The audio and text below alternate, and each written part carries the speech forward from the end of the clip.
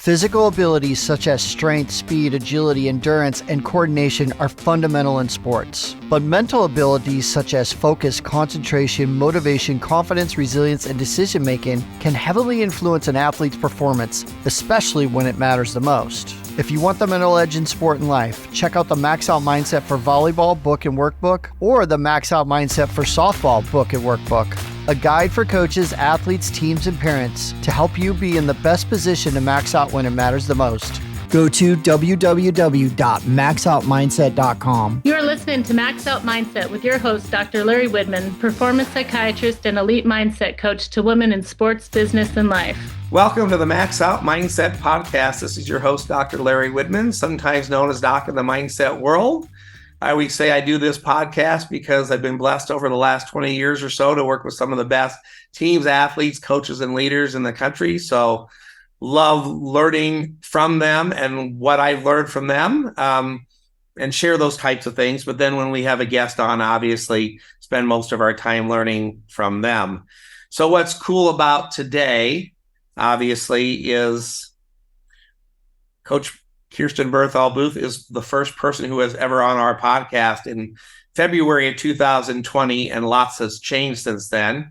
You also notice Coach Jess Connect on here, one of my partners at Max Out Mindset, a volleyball coach, a budding superstar in the mindset world, working with lots of cool athletes around the country and working with lots of teams as well. So, but for people who don't know Coach Booth, I just got to give a little bit of a summary.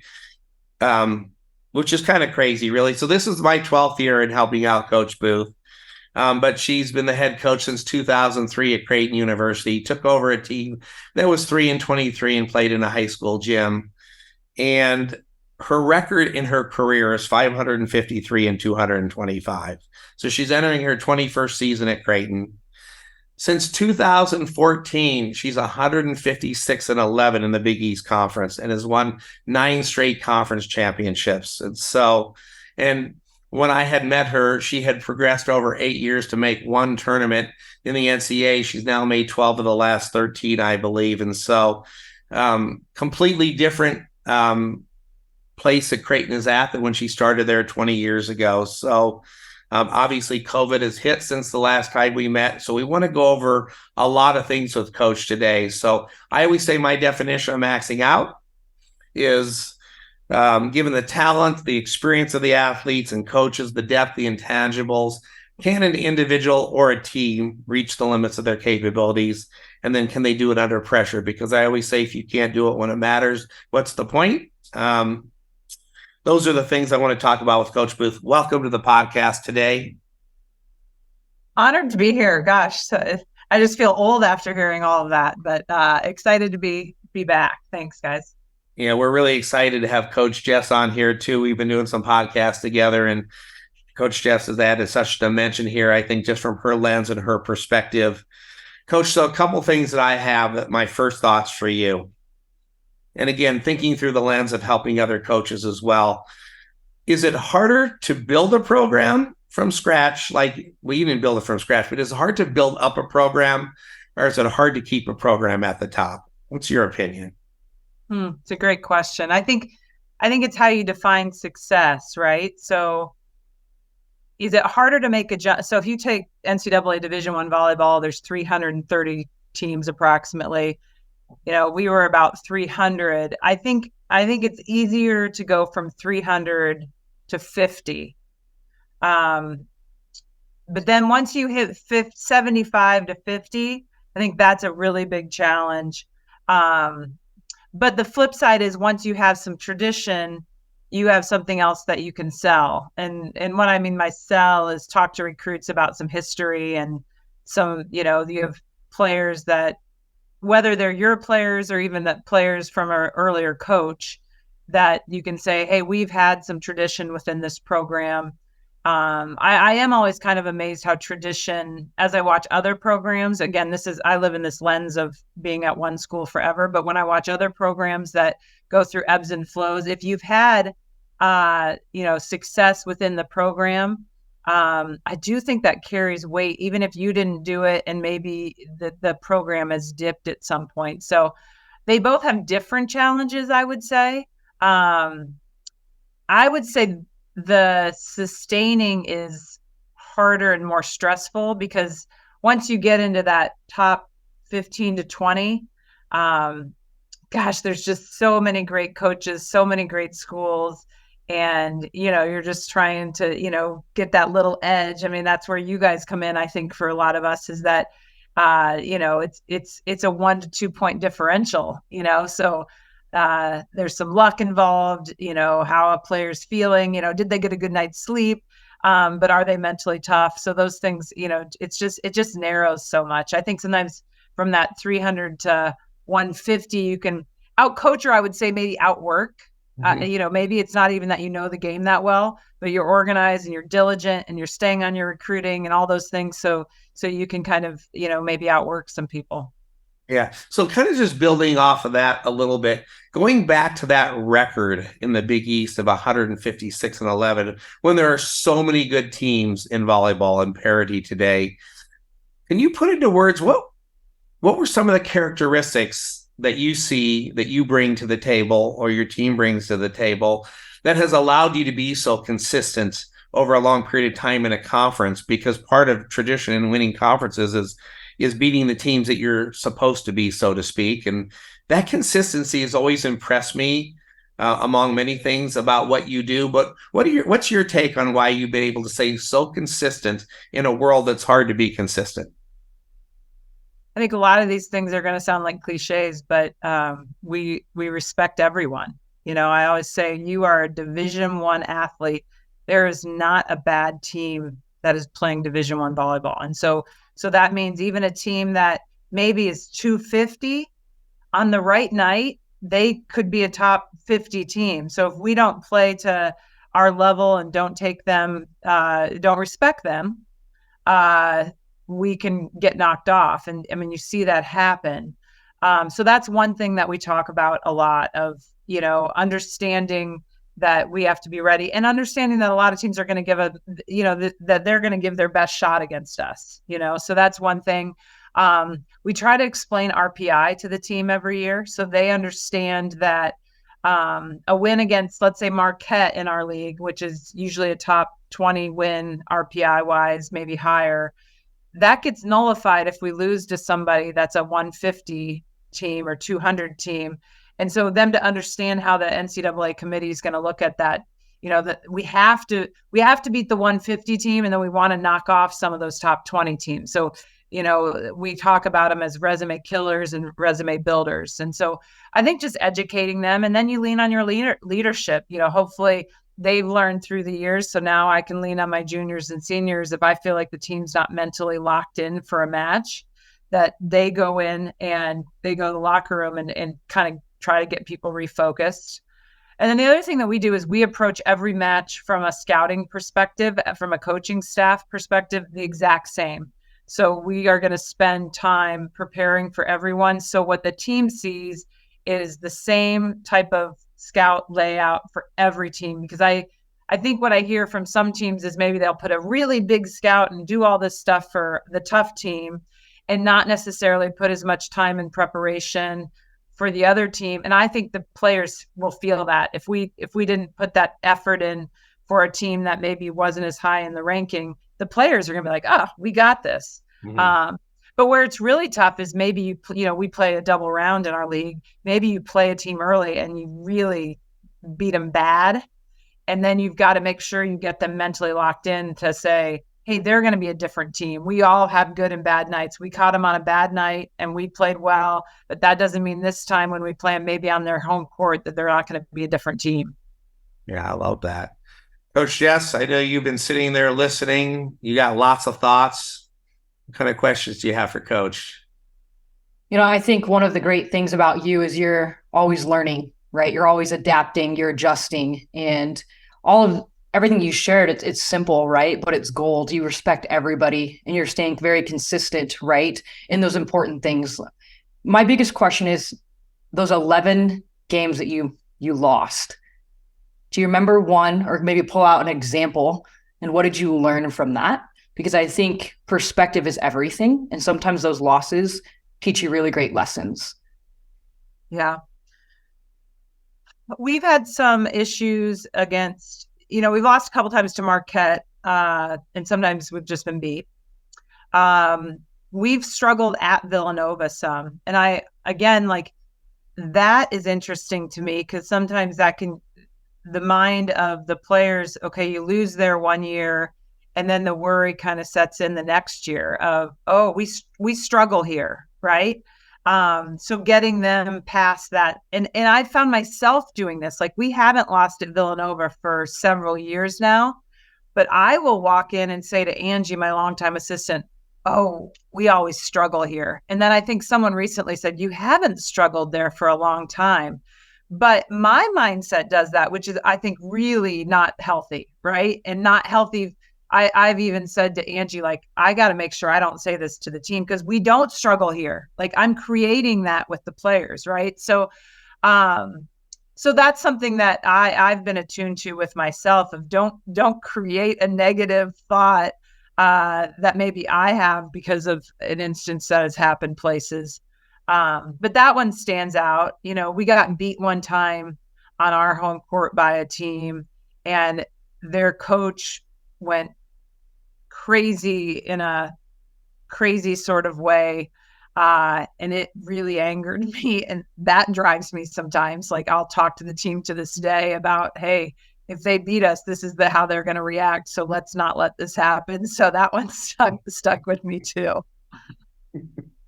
Well, and thanks for being vulnerable and sharing those moments, right? Because I think a lot of programs and coaches, athletes alike, right? Let's go celebrate, talk about all those wins, the big W's, and that's great. But what did it take behind the scenes, the preparation, the try, fail, and adjust, and maybe expand a little bit more. Why continue a relationship with Doc, right? And I think I've always respected that, and more so from your perspective too, as you've grown as a coach. How have you continued to utilize that relationship, and even with your program?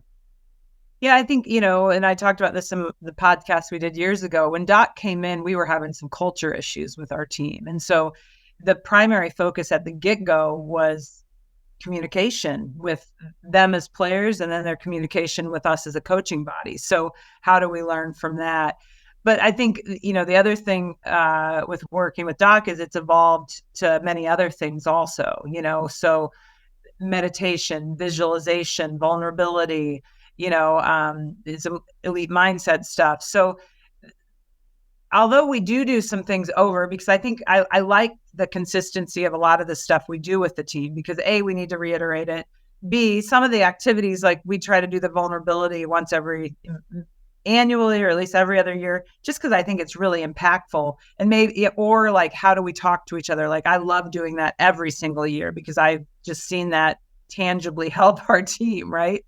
But I just think there's, A, he's bringing new stuff to us. But B, you can never, I guess the big thing I would say, Jess, is you can never take culture for granted. And I say that every year. People say, how's the team going to be?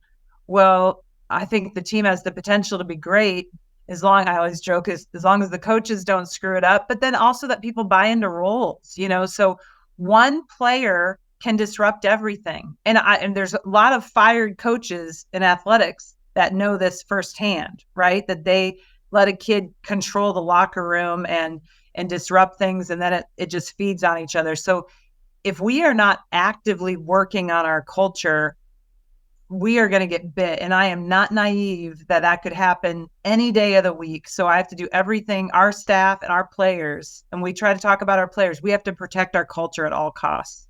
That's a message I think that everyone needs to hear, athlete, coaching staff, program alike. And I'm just thankful that you're vocal in that. Doc, I want to turn it back to you, right? How have you seen Coach evolve, the program continue to stay hungry, right? Protect culture. How have you seen that working in that relationship? Yeah, well, I'll take it right back to the first day I met her, which was, and I didn't understand fully the impact, but it ties into what she was talking about, which is that she had a challenge in one of her seasons as she was building this program. And again, on the last podcast, she talked about a story. So before I answer the question, I want her to tell us a couple things. But she talked about a story that I didn't realize had that big of an impact on her the day I met her, because it was only when we were on the podcast that I realized that you had said you had a team that you'd looked into their eyes at some point near the end of the season, and you felt like they had checked out on you, like they didn't believe in you anymore. And kind of the emotions that you have as a coach going through that. Can you reflect back now, because that's been a decade ago or so, but reflect back on how did that make you feel as a coach when you looked into your teammates' eyes and you're like, I don't think they believe in what I have to say right now. How did it affect you? What did you learn from it? And then what advice do you have for, young coaches or other coaches to, if they're in a situation like that? But take me back to that emotion. I know it was a long time ago, and then I'll answer Jess's question. Well, I think I'd say the times that I've probably learned the most as a coach have been through really difficult things. So as much as that season was really hard, I think it really has shaped me in a lot of different aspects as a coach. But yeah, I think through the years, that this will still happen. I have a player that's upset with me, right? And that. And when I was a younger coach, sometimes I avoided that. Now as an older coach, I will hit that head on and just kind of talk to the player and see if we can, mutually agree to get to the destination together, however that's going to look in each circumstance. But yeah, in that year, I felt like most of the team was kind of done with me. And they were done with me they didn't think I handled some things appropriately with some player issues and things like that. So I just, honestly, it felt like I was reeling, I guess would be the way I would describe it, Doc, of, wanting to get them on board. And then, their eyes are looking elsewhere and, or you see them giving looks at each other that that the way that people talk about each other without actually opening their mouth. Right. So I just picked up some of those cues, and I don't even know the way to describe it. It's almost like junior high. You feel sad. You feel, why don't they like me? What am I doing wrong? All those things that sound like an adolescent that kids, that we feel as humans. I felt those things, and I didn't, as Doc, it wasn't that they thought I was a terrible human or anything like that. It just, needed to be heard. And we were, I think it was amazing how quickly we were able to get back on the same page. And so I think that's the other big lesson, is that if you're willing to listen and try to do better, if you're a bad human, there's going to be some issues. But if you're trying to do the right thing and maybe have made some mistake and are willing to own that, I can't tell you how many coaches I'll say, like, they'll say something that they did and they're like, I'm not sure I handled it well. And I'm like, go tell the team you didn't handle it well. That will go so far on their credibility with you to say, guys, I made a mistake. We shouldn't have had this practice late at night. I should have let you rest. I'm going to do better next time, or whatever it is. It doesn't have to be huge things, right? But I think that goes a long way in building trust with your athletes. Yeah. So Jess, she sort of answered a lot of that question for me, but when you see sort of that basis of humanity, right? Like, even to be able to explain, like, sure, I felt like a teenager a little bit, like her team senses that. So when you say, what has she done so well? What has she evolved in? It's really subtle stuff. It's not big stuff. Some coaches have huge things they need to do. For her, I think it was more about the awareness of certain mild behaviors that we had that wouldn't even be considered a negative behavior, but like could have been as simple as when coach takes a drink of her water, we think she's mad at us or something like that, right? Or she's nervous or something. Like, it's nothing to do necessarily with coaching, but that when we all have these behaviors that we do sometimes when we're upset, nervous, whatever, or if she sat down versus not sitting down, her team read into that. And so I think this awareness that my team has some problems, but I'm willing to own my part of it. I don't even know some of those things, but I remember you saying back then, we want to hear the truth too. So meet with them, because that's, you meet with them and then come back and, we want to understand our contribution to the problem. We're willing to fix this too, the parts that we can fix, and not get defensive, because as a human being, who doesn't want to get a little defensive, right? And like, wow. And then flipping it, going, okay, I can see that. That's easy. And I think what you're pointing out is that most of the fixes aren't that hard, but we don't even have enough introspection to look inward to go, what little things can I even fix to make this change very quickly? And because you didn't have a broken culture, you had a few things that were broken. And like you said, sometimes it could just be an athlete or two that helps create that, but it's usually not big things unless you're a bad human being, right? So she's just evolved, I think, partly just through age too. I mean, we've gone from being in our 30s to in our 40s and probably having kids and having her kids grow up. But the thing that's interesting about it, Jess, is the thing that she's done the best isn't evolving. She's just been consistent. And I've always said one thing I think Coach has done the best is this consistency of emotions, right? And you've had changes in your life. You've had a parent pass away. You've had other changes that go on up and down, different bosses, different assistant coaches and life circumstances. And yet her team sees her as human every day, and they see her within reason being a very similar coach, right? Not happy coach one day, miserable, angry coach one day, cruel coach one day. And it goes a long way to model that behavior for her teams to be so consistent, even though life is up and down for them too. So I would say that's the answer to my question, is that she's evolved through normal progression to owning up what her contribution to the problem is, but then her consistency of being a human being is at the top of the charts. And I think that's why you see a consistent coaching staff and a consistent team, even though your coaching staff has changed a lot over the years. And but that will tie into one question I have for you is, what role does somebody like Angie bring to the table? Because sometimes, yeah, she was named the assistant coach of the year a couple of years ago. Very cool award. But most assistant coaches are anonymous in some ways, or they're moving on and eventually be a head coach. And yet she's going to also be in year 21 with you, I think, right? What has Angie brought to you and to Creighton University? Gosh, so much. You've heard me say this, but I always say she's the glue of Creighton volleyball. I'm pretty consistent. She's more consistent. Like, she is just a steady human. And she's evolved so much. I mean, I always say now she's my age. Like, when I got hired, I was 27. She was like 22 or 23. So at that point, that seemed like a big gap. Now that we're older, I'm like, Ange, we're the same age now. Like, it just starts to shorten. So we always joke about that. But she's evolved in her confidence. Like, so at this point in our career, you know, she's probably the one person, like, when I'm frenetic or before a game, that, you know, on a couple occasions she's had to be like, you're freaking the team out right now. And she'll say it in a way that it's not attacking me. But she knows how to massage me to calm my nerves, because I'm higher anxiety than she is. She is, you know, I tell this to coaches all the time. Like, I did not know Angie. I think on one occasion I've hired somebody as an assistant that I've known, which is really opposite of most head coaches. But I work my tail off to do tons of due diligence when I hire. So I feel like I know them by calling a million people. She now thinks ahead on so many things. So it used to be, you know, when I started with Anne, she had tasks, right? And she's really good at tasks. But I think where I've seen so much growth is now she's thinking ahead. She's generating ideas.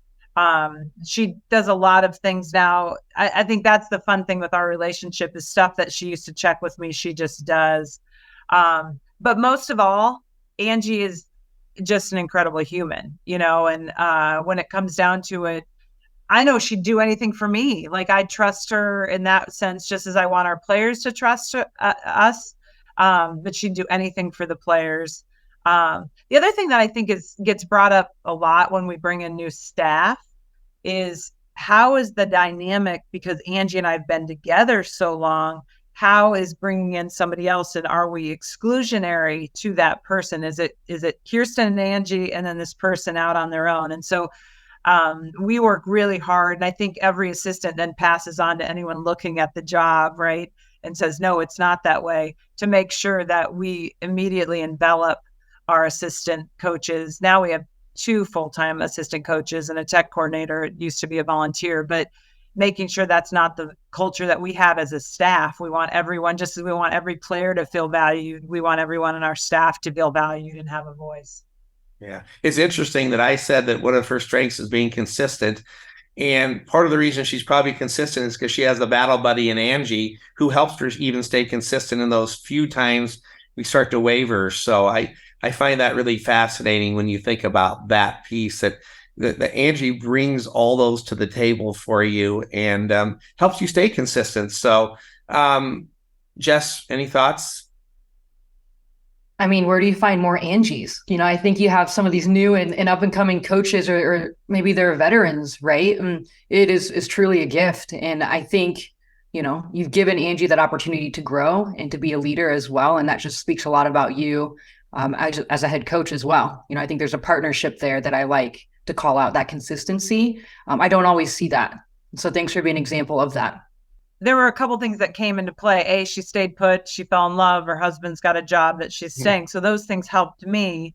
But I don't know. I think when Angie was younger, she thought maybe she wanted to be a head coach. But I think where she likes to be is in this assistant coach role. And I think that's awesome. And I say that because some people think you have to do this natural progression to becoming a head coach. And I think some people are really suited to be phenomenal assistant coaches, as long as you give them autonomy and leadership. I mean, Angie, if you come into our gym, and you both have been in our gym, our coaches are coaching. It is not my gym by any stretch. Angie runs a ton of our gym. Brian runs a ton of our gym. So I think that's the rub as a head coach, is how do you make them have the ownership that I feel as a head coach? How do I make sure everyone on our staff has that kind of feeling of ownership? Yeah. Before I throw it back to Jess, and Jess asked me the question, how did you evolve? So of course I gave it through my lens, but I guess I'm really curious, and I know Jess is too, like when you look back over the last 10 or 12 years, right? Looking back at a younger version of you, where have you evolved the most, in your opinion? Gosh, a lot of different things. I mean, first of all, just knowledge of the game has evolved. I mean, I look at when I started, it's almost comical how little I knew. But I think the thing that I will say to coach, I mean, I truly believe if I needed to become a basketball coach, I could do that, because I think the EQ stuff, the emotional stuff, how do you communicate? Are you organized? Are you consistent? Supersedes the fundamental knowledge. You can learn the fundamental knowledge. This piece, I think, can be challenging for some people. But mistakes that I've said this a couple times, like just having the confidence to communicate tough conversations with athletes early, often. And I swear I get burned every year that I didn't communicate something that I maybe thought was obvious, but it wasn't to the athlete. And then it's not obvious. If it's not obvious to them, that's the reality of it. So communicating tough things sooner. I really don't like conflict. I don't like to disappoint people, but I've learned over the years, it's better to have the conversation first before it becomes conflict or becomes in part of the locker room, things along those lines. Yeah. And then, Brian, this year has brought in some things. We got some feedback from the players in December that they wanted more competition in the gym, and giving him, Paul Gieselman back in the day, Doc knows Paul back, that was in the 2003 to 2009 timeframe. He ran a lot of our practices. And since then, I've been the lead person on putting our practice plans together. And I've given some of that a lot over to Brian over this spring and into the fall. So that's hard, right? And I don't want to make it sound like it's easy. It's hard because I like that control, and having conversations with Brian and saying, Brian, you're probably not going to be here forever. He has aspirations to be a head coach. So as I give you this leadership, you have to make sure my voice is still strong so the team doesn't go into a panic if you leave. And so having those kind of conversations, I know that sounds small, but that was a big deal of, I think, my evolution of just saying okay, I'm going to be willing to give some more things up if we think it's going to help the program. I love that. So switch gears a little bit. I know that Jess is going to has some questions as it relates to your kids and legacy stuff, but I want to ask you one thing in the lens of, because we were talking about this earlier, you're now a parent of student athletes. And that's what, when we were at the Nebraska Coaches Association or National Coaches Association meetings this week, the number one stress point by far for these coaches were parents. I mean, when you really ask what your challenges are, it's completely different than 15, 20 years ago. And so I'm curious about what your observations have been in a couple areas. One, you're a parent yourself of student athletes. What's that been like for you? And then what have you observed in terms of what have you observed about parents today in terms of more in the high school world, in terms of how they can either help or hurt the situation? Yeah. I think 95% of parents are pretty sane, good people. We all care about our child. We're watching them more than we're watching everybody else. But I think most are really sound humans. So even if they are approaching a coach, which I really don't recommend very much, but if they are approaching the coach, I still think most are going to try to handle it in a respectful way. So I think that's a baseline, because I think we've got this perception, parents bad, parents bad, parents bad. And I don't think parents are bad. If I was a high school coach right now, I would probably lean into the parents a little bit more. And what I mean by that is I would have an early season meeting and lay out I don't even want to call them rules, because I think it's a dialogue of, here's when you can approach me. If you're concerned about your kid's mental health, I need to know that. If there are some things that I do need to know, I need you to be in, but you're not going to talk to me about playing time. If your daughter or son has trouble with playing time, they are going to communicate with me. But the flip side of that is, as coaches, if a player comes in and talks to me about playing time, I need to be great to them. And I can't be mean to them, because it's tough to come talk to any coach, right? That's a scary thing. So as coaches, when that kid comes in and says, "Coach, why am I not playing?" I need to say, "Susie, I know this is tough to come talk to me, and I'm really proud of you for coming to talk to me. But this is why." Maybe it's numbers, maybe it's attitude, maybe it's whatever. Do you have questions? Are you going to be able to go home and talk to your mom and dad about this? Why don't you tell me what you heard? Because you've got to make sure that dialogue is good. If you communicate with those kids, they're going to eventually get it home. I mean, again, it's not perfect, because then you've got the 5% or maybe the 2% that are just irrational. Tom Mendoza told me this years ago, and my former assistant at South Carolina, we had an issue going on with someone who was just kind of crazy, like doing some crazy stuff. And I kept trying to rationalize with the person. And he finally said, "Kirsten, you cannot rationalize with an irrational person." All my energy was going into try to convince this person that they were crazy. Well, no matter what I said, it was not going to change the crazy. So if you have that, you've got to disconnect it. You've got to get your administration involved potentially. But anyway, it's not perfect, but I think over communicate. You need to have meetings with the players individually. Like, there's different ways to do that. I think at the high school level, Russ Rose did this at Penn State weekly, I think, but you could do this at the high school level, 3-minute check-in meetings. So maybe practice is going on and you're just club. I think this can work. Jess, I know you've coached some club. That's a great way to connect with athletes quickly. Because I know you can't have it like I do, where they come in and talk for 30 minutes, but there are ways to make that personal connection with those players. I think that has to be a priority. Building relationships and communication, right? That's all we're really talking about, right? But easy to say, harder to do. What are your thoughts, Jess? I mean, I just think it's mindfulness, right? To have that intentionality that you do focus on, that is an important piece, right? And you talked about earlier, Coach, about protecting culture, right? And within that culture is relationships. And from those relationships fosters, right, what you're ultimately trying to build. And so I kind of want to dive in. I want to go to the vulnerable level here in a good way. So this is your warning. I want to know legacy. Because I think you're an intentional coach, you're an intentional person, and you being a head coach, but you're also so many other things. And so I want to highlight that. What legacy are you wanting to leave there at Creighton, right? And then what is a legacy that you leave with your daughters, right, that are up and coming athletes, right, multi-sport? What is that legacy for you, and why are you choosing to leave that type of legacy? Do you mind sharing a little bit more? That is a big question, Jess, and I feel like that's retirement age. I haven't processed these things, so I'll be a little bit of spitballing. I guess when I think about what I want to be, I guess, remembered for at Creighton is doing things the right way. I hope that alumni will come back and say, A, they enjoyed the experience. They became a stronger woman through their experience. They developed deep relationships with each other, with their coaching staff that lasts well beyond, the 4 or 5 years that they're here. I mean, that's ultimately, I talk about this with recruits, like, my goal is if you become a Creighton Blue Jay, the relationship is for the rest of our lives, so that's ultimately the goal and of what we're trying to do. So I think that we did it the right way.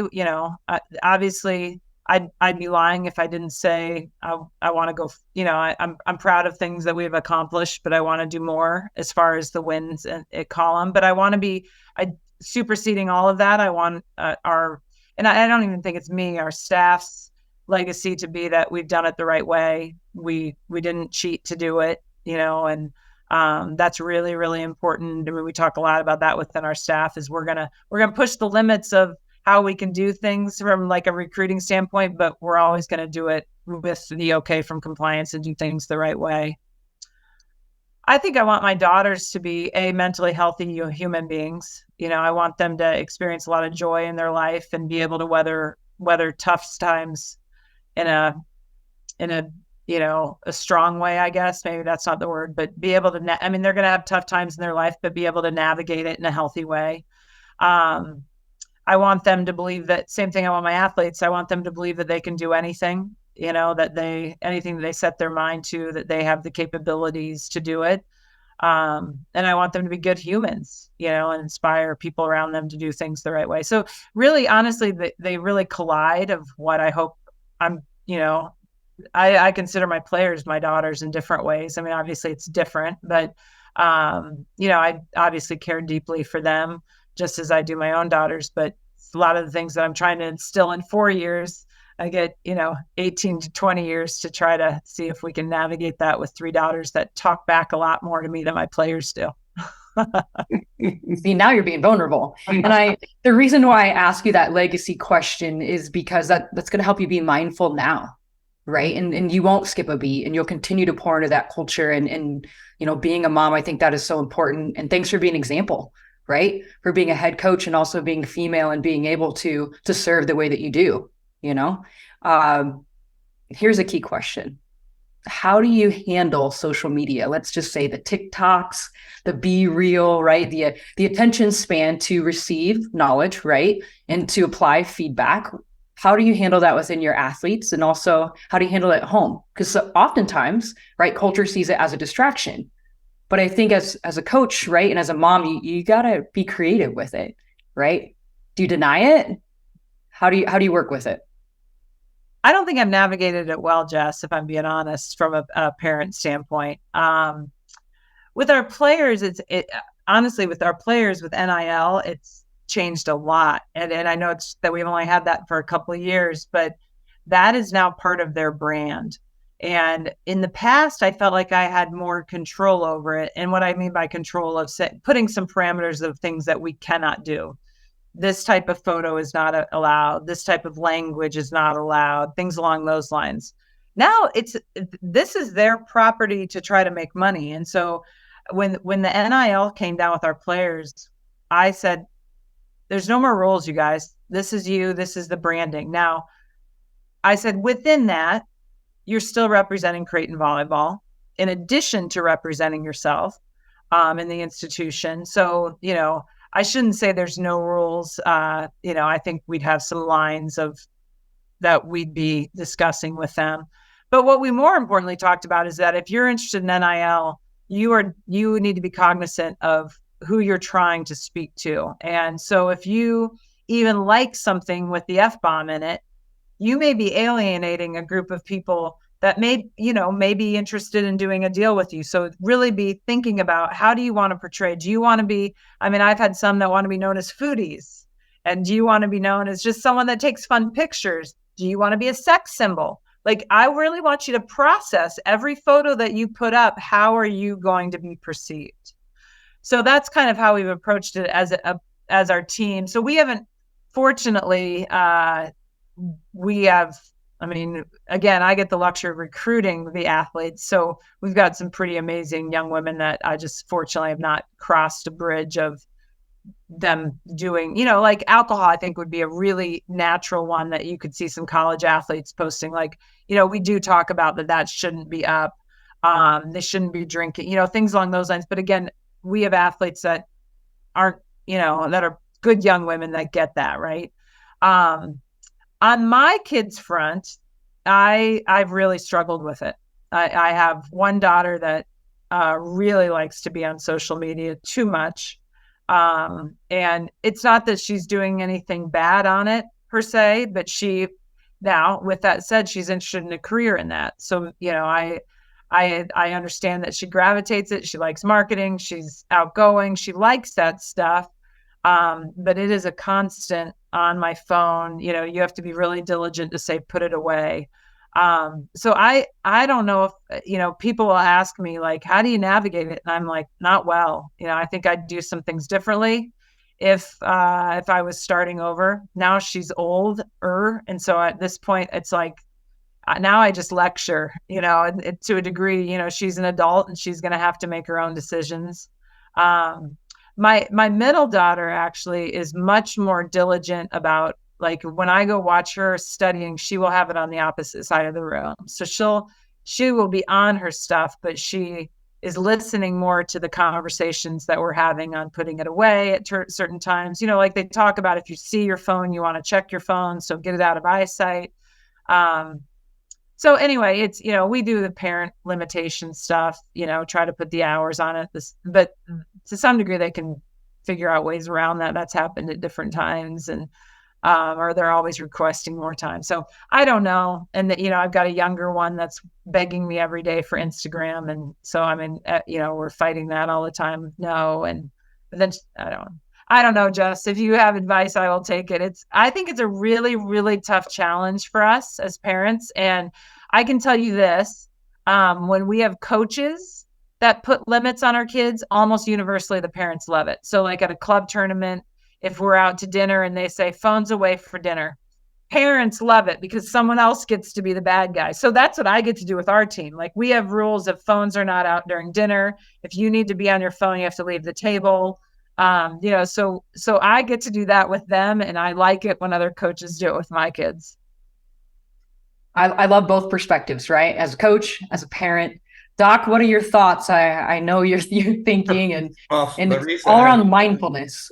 Well, the reason I was laughing is because years ago I had my 10-year-old daughter on a road trip for the gymnastics team with Nebraska, and the girls convinced me to get my daughter an iPhone, and I did. It was just a big mistake, because about a week later, which we still have the cat today, I saw a picture of a cat that they sent me, and I said, "What's that, Julie?" I was at the hospital. She said, "Oh, we got a new cat." And I said, "Well, we didn't even discuss it." She said, "Kind of like the iPhone." I said, "Well said." And so we still have an extra cat because of that. But anyway, I was thinking about how much I could have navigated it better as well. But sticking with the parent side, just for one last thought, because of your unique role, right, as a coach, and there's lots of coaches that have to deal with this at all levels, but does your coaching instincts ever take over that creep into your parental instincts? Like when you're watching your daughters play volleyball or whatever sports they're playing, how do you navigate that when you're a high level coach and you observe things either on the court or just maybe behaviors or interactions between your daughters and coaches? Like, when do those instincts kind of cross paths, and how do you navigate that? Yes, it definitely does. First of all, like, I am proud to say, I think all of my daughters are good teammates, and that is anything that is taught in our household. It is, if you get pulled, you better be on the bench cheering them on. We can navigate that at home if you want to cry, but you are a good teammate.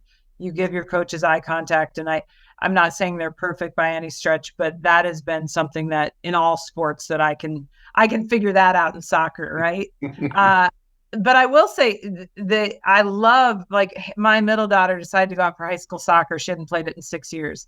And I went and I know nothing about soccer. And it was great because I literally, like, she'd get done and I'd be like, good job. She's like, I didn't play well. And I was like, I don't know soccer, honey. I thought you did great. Like, and I think that was really healthy. Like I felt that way with my youngest, had done piano for a long time. Like, I don't know piano. So I went to the recital, and if she made 3 years, I was just cheering her on. And I do think my kids loved that. Volleyball, it's very different because I definitely, if I want to lock into them, I can see lots of things that they're doing wrong pretty consistently. So it's been a good navigation. I actually think it's pretty healthy. We'll get in the car, and especially my oldest too, I'll be like, well, do you want my feedback? That's how I'll always start. Do you want my feedback? And almost universally they'll say yes. And I always do. You say the sandwich theory, but like I do that naturally as a coach. I do that as a mom too. So, tonight I thought you hustled really well. Your defense was really good. I thought your sets to the outside died a little bit. I think your hands are doing this, but man, once you got it going in the third set, I thought you were a lot. So, I'm definitely finding positives within those things. But I've learned I have to make sure they have to be receptive to want to get that feedback. If they don't want the feedback, I don't give the feedback. And I think that's hard for us as parents, of when to just not say something, or maybe it's the next day. Sometimes I'll write notes to myself and I'll say, let's not talk about it tonight. If you want to reconvene tomorrow, we can talk about some things. And if we want to work on it, but on the flip side it's super fun to know the sport. Like, my middle daughter needs some really specific work. And we spent like 2 to 3 hours in the gym this weekend working on very specific things. And I came home to my husband. I'm like, she got a lot better this weekend. And so that's really fun to know something well enough to really help your kid. And it's a great bonding time too. Yeah, that's so cool. And what we're talking about for the general audience is, I call that our fifth ingredient of confidence, that your parents can either help or hurt your confidence. And can you have the courage to have that discussion with mom or dad or whoever and say, I really don't want that feedback when we get in the car, that long car ride home, we talk about it.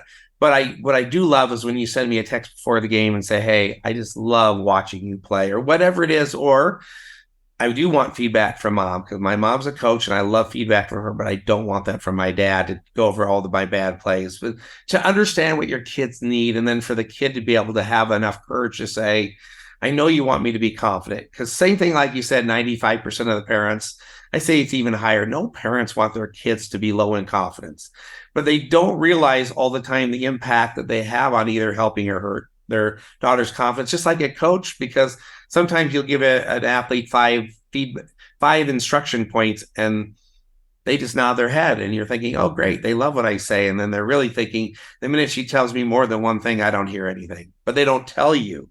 So to have that courage to be able to tell mom or dad, hey, I'm working really hard on my confidence. This is what I'm doing, but here's what I need from you. It's not an easy conversation because it's a parent or a coach. So I love the way you navigated that, both on the positive and the negative side, because it's just real. So, all right, switching back gears for a minute, because, Jess was talking vulnerability and Jess was talking, and you mentioned, look, there's more out there for us, right? That's a goal of ours too. We can be honest as coaches. We want to go farther. The last 2 years, I would say, especially last year, right? Because there's a lot of coaches can relate to what you're feeling, building to a wonderful season, right? But we had injuries both years.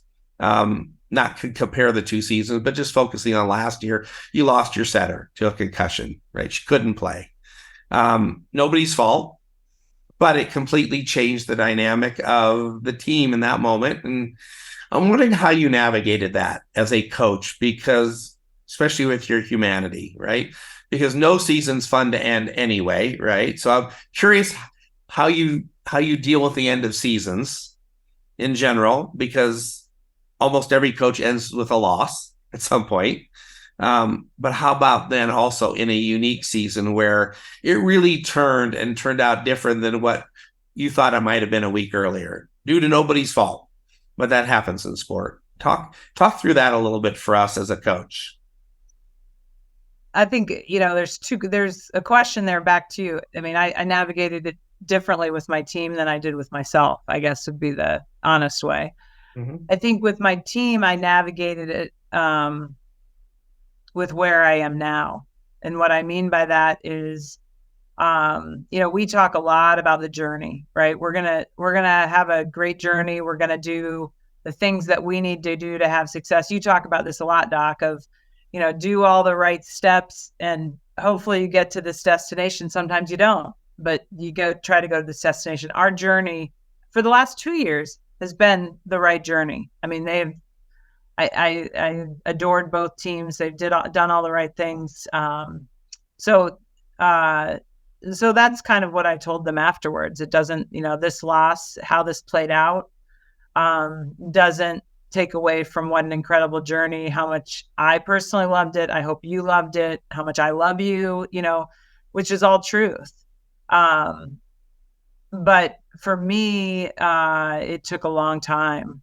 I mean, I can tell I'm getting emotional even talking about it now. Like, you start your season in January and you work and you want it. I mean, it was, again, I could talk both these years that we've had this injury thing happen. You want it for them so bad. I mean, you want it for all of us. Don't get me wrong. I don't want to, but you see them doing the right things. You see kids, doing extra work. You see kids buying into rules that you didn't know if they would buy into because they want something for the team. I mean, all the things that you want your players to do. And then it's different than just losing, that's painful too. But to have the losses happen the way these played out, I mean, it rocks me. I mean, I don't handle a lot. I mean, I always joke with Jim Flannery, our basketball coach, he can keep better perspective. I really struggle after a loss, an end of the season loss. I can move on during season. Like I can be sick for a day, but I can move on because I have the next thing in front of me. But after season is a really tough time for me generally, probably not overly healthy, but I eventually kind of get out of it. But I've had a couple times. This year was really hard. The year that we lost to Washington several years back, I think that was maybe the toughest time I've ever had as a coach. I just couldn't. I felt like I hadn't prepared us right, and just really felt losses become very personal to me, like that I failed the team. So I do struggle a lot with that. Okay, so let's just add just a little bit onto that because you brought this up. Say Washington, I totally get it, right? Like in your mind, even though like you say you may not be healthy, you wondered if there are things you could have done differently or prepared them, right? So as a coach, that's hard, right? But then this last season, I'm curious about the disconnect for you because it was completely different, right? You had an injury that changed maybe the upside of the team, right? And to nobody's fault. So you had all the right words for your team. And I think you believe those and you believe them even more now. Why do you think last year was so hard when you probably didn't reach that conclusion that you didn't prepare your team well enough, like maybe at the Washingtons? So why was it so hard for you this last year when you know the message was different to your team? Yeah. I don't know whether it's the fact that, so Jazz Schmidt has to jump in and jumps in and sets. Mm-hmm. And, she hadn't set almost at all last year because she was hitting, she was going to be our starting right side that night. So we effectively lost 2 positions with that injury. So I don't know whether that was it that, you look back in hindsight and say, well, should I have prepped her more? I don't know, or, should I have hopped into a 6-2? I don't know, Doc. Is it a pity party a little bit of like, how the heck did this happen 2 years in a row? It could be that too. But I do think it's different. And I learned this with my father's death. There's sadness and there's like guilt sadness. And after a loss, I feel guilt sadness. I just felt sadness when my dad died and I don't know if that resonates with people at all, but like I've realized those are different emotions for at least me. My dad dying, I didn't feel guilt. I just felt pure sadness. While with coaching, I feel guilt and sadness sometimes. I don't know. Yeah. It doesn't make sense cognitively.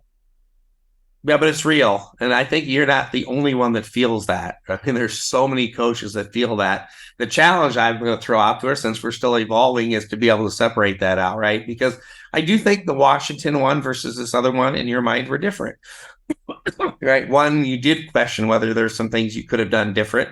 This one, bad things happened to good people. And the challenge is to be able to work through that a little bit quicker. But Jess, any thoughts? Looking back, do you have any regrets? Would you have changed anything knowing the outcome that happened right this past season with, Kendra being out?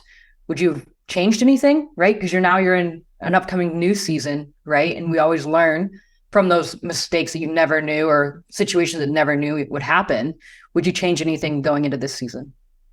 I think the challenge, and we discuss this as a staff, is, the obvious point with having these injuries is playing more kids on the bench, right? So creating, in theory, more depth. So when things happen, kids have more experience. And I do try to think about that during the season. It's not that that's not there in my head. But winning supersedes that in the sense of, well, I don't want to do so much movement that we drop a match. And so that's the rub that I struggle with. So yes, Jess, I've thought about okay, how do we prepare more for something happening by getting more kids experience, but within the range of making sure our starters still feel confident. And obviously that takes a ton of communication, right? I can't just make switches. I'd need to say, hey, Nora, I'm taking you to the bench because I want to get this kid experience, not because you're doing anything wrong. And I think that sometimes is missed. I got to make sure I'm communicating to some of these starters if I do some of that, which I think we can do. They would be fine with that. But that's the struggle, right? How do I get some of these kids playing time so they're prepared if their name is called, but make sure we don't drop to that 150 team that kills our resume. Strategy. I like it. So, Jess, any other thoughts? Any other questions that you have for Coach? I got the questions I wanted for her, the least that I can think of right now, that I wanted to make sure she could share with the coaches and athletes out there in this world, but especially the coaches that listen to this, because, Coach will never say this, but she's highly respected in the volleyball world. Right? It's just a fact. And she's obviously going to be the next AVCA president too. So I guess I do have that question before I go back to Jess. So you are going to be the AVCA president, I think, come January 1st, right? You're president-elect. Will you take over? Why? Why did you add that to your life right now? What's so important about that to you? Well, my father was the president of the American Speech and Hearing Association nationally. I think I've had that role model through my whole life from my parents, that they've taken on roles that they care about. And I've always felt like if you're going to complain about things, get into the weeds and try to make things better. And so I love our sport. I love our coaches. And I think it's a really healthy organization that does listen to coaches to see how we can advance the sport. Volleyball is really doing amazing things nationally right now. So it's exciting to be a part of the growth and some of the, hopefully, leadership to even catapult us further. And then on top of it, Kathy DeBoer caught me at a weak moment and I said yes. So all these different things came into play, but I'm honored. I really am honored to serve our coaching constituency, and hope that we can, continue to advance the sport and, listen to our coaches and help them out. Yeah. Well, there's always a why behind things with Coach. And I think when you hear that why, you can tell why you're doing it. So it's pretty cool. How about the fact that people want you to do it too? I think is pretty interesting, right? You just keep finding yourself in leadership positions. That says a lot. Jess? I think my last question would be, we could talk for hours, right? But I really do want to hear more from you on how do you handle the pressure? How do you handle the responsibility, right? And all of the roles you play. Obviously, you're in a professional light, right? And there's a professional thing, but there's more to you, right? Your legacy you shared earlier, but how do you handle all of the pressures, the demands, everything from scheduling, being a mom, to being a high level, very successful coach, right? You're taking on this new role with AVCA. How do you handle it? And what are maybe some key things that you've learned through your years that you tell your 20-year-old self, hey, you need to do this, or maybe don't do that? Well, I think I could do a whole podcast on this, right? Like the balancing act. But I think big things are surround yourself with great people. When you are making a hire, if you're fortunate enough to get to hire people, take your time, do it well, and then allow them to be great. And, let them fail a little bit or let them thrive, but give them, because that's how you succeed. Beth Lanier has talked about above the line stuff, below the line. Like, I need to be doing above the line stuff. And so that's resonated with me. Is this something I can delegate and have someone else take leadership in? I've learned to say no. When my kids were little, I kind of put a deal in that I wouldn't go speak to things in the evenings. Unless my AD was saying, Kirsten, you really need to do this, I would say, I'm happy to come present at lunch, but in the evenings, I'm going to have my family time because I missed so many nights already. So I just put in some parameters, and now my kids are older, so maybe I've got a little bit more flexibility than I did when they were little. From a lifestyle standpoint, we a lot of times had care come into the house, and I always said, like, they did a load of laundry every day, and we used to order most of our groceries online. Just things that you get creative to try to solve to create time. And then you work faster. I think, you start to, figure out what are the really big priorities, but it's not easy. It's not perfect.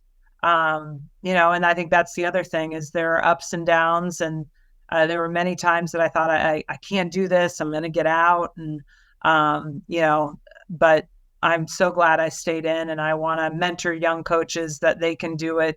I had a really supportive administrative, bosses and that were above me that helped me be a mom and felt like I was going to be a better coach when I was a mom. And I am a better coach now that I'm a mom. I always say this, like, now as a parent, when my kid doesn't get what they wanted or they don't play the way that, they either played poorly or don't play, I get that hurts. Now they still have to act a certain way, and I have to act a certain way. There are expectations, right? You still don't go into the locker room and complain, but I can empathize with it's hard. I used to have a philosophy of you buy into your role. And now I still believe you buy into your role, but I can recognize buying into that role maybe is hard because you didn't get the role that you wanted. And I think, I learned that as a parent. Well, we talk about role clarity all the time.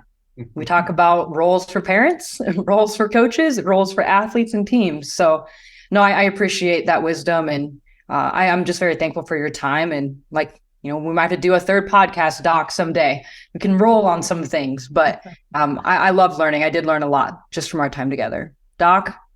Well, I just will say that one of the things I learned the most from Coach, honestly, I think I did a good job at it, but she always said, surround yourself by great people. In fact, you said that's one of your number one strengths is your ability to identify people that make you better, right? And so, of course, that's a shout out to Jess because it's been year 20 for me, and I've never had anybody actually join me. But I've waited and waited and waited for somebody like Coach Jess to kind of join the philosophies that I think about and what she thinks about, and she's made me a better at what I do too, and which is really cool. But I always go back to telling Jess, she says, why me? And I said, because Coach Booth said, you got to wait and surround yourself around great people. If you do that, you don't have to do a lot of great things in this world if you know how to surround yourself around great people like Scott and you. So it's very, very lucky. That's very different than 3.5 years ago when we first met on our podcast, Coach, in Omaha, where we were actually in a studio. But a lot's changed since then,